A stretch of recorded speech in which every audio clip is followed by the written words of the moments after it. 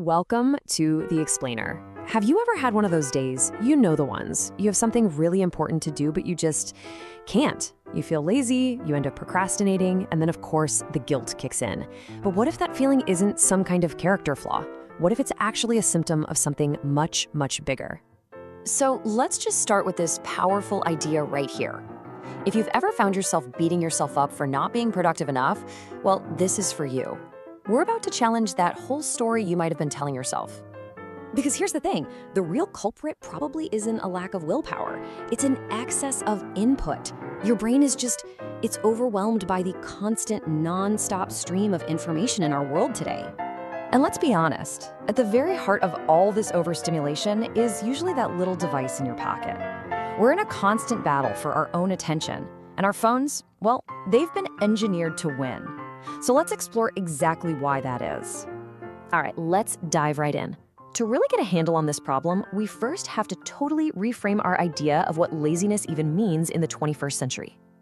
You know, the classic picture of laziness is someone just sitting around, low energy, doing absolutely nothing.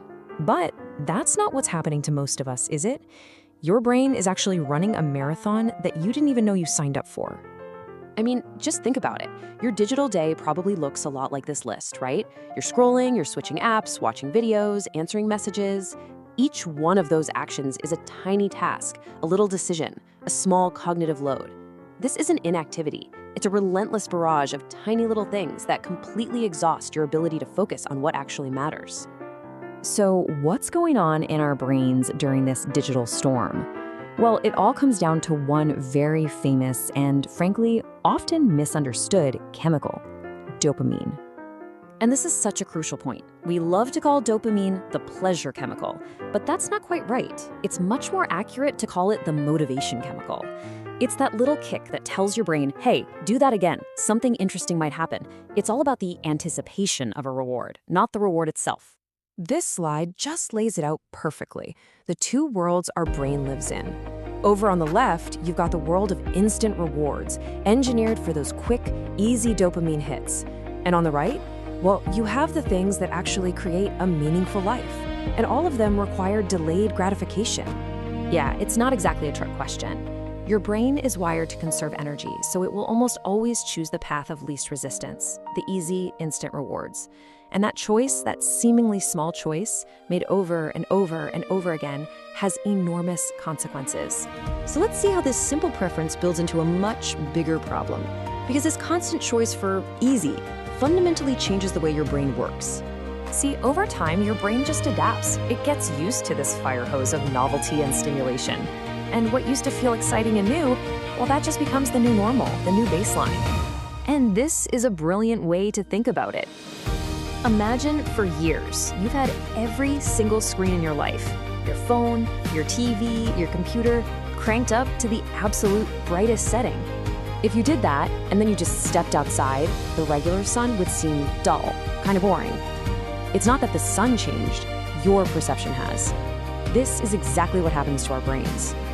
Normal, quiet, deep work activities start to feel boring and totally unappealing.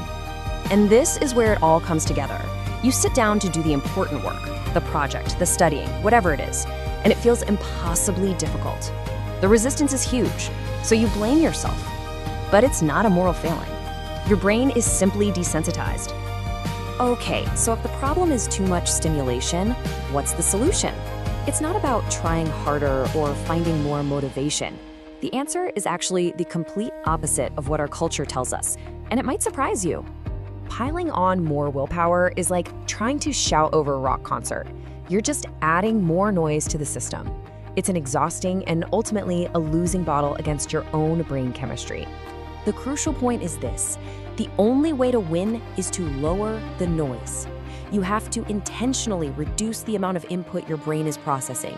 It is time to turn down the brightness. You know, we've been conditioned to see boredom as something to be avoided at all costs. The second we feel it, we reach for our phones. But we need to reframe it. Boredom isn't your enemy. It's the space where your brain finally gets to recalibrate back to its normal focused state. Okay, so this all sounds good in theory, but how do we actually do it? Let's get practical and look at a very simple exercise you can use to start this whole process. This is it, the 1 hour reset. It's simple. Set a timer, put your phone in another room. No background music, no podcasts, no switching between 10 different tabs. Just you and one single solitary task. Now, the first 10, 20, maybe even 30 minutes of this, it will likely feel uncomfortable. You'll feel an urge to check something, to switch tasks, to find a distraction. That feeling, that's withdrawal. And it is a powerful sign that the reset is working. And this is the ultimate takeaway. Stop focusing on forcing yourself to be more disciplined and start focusing on creating an environment with fewer distractions. It's about changing your surroundings, not just your willpower. So I'll leave you with this question. Think about your day, your work, your life. What is the one thing you can remove, even for just an hour, to lower the noise? Because once you let your brain remember what real quiet focus feels like, you might just realize you were never lazy at all.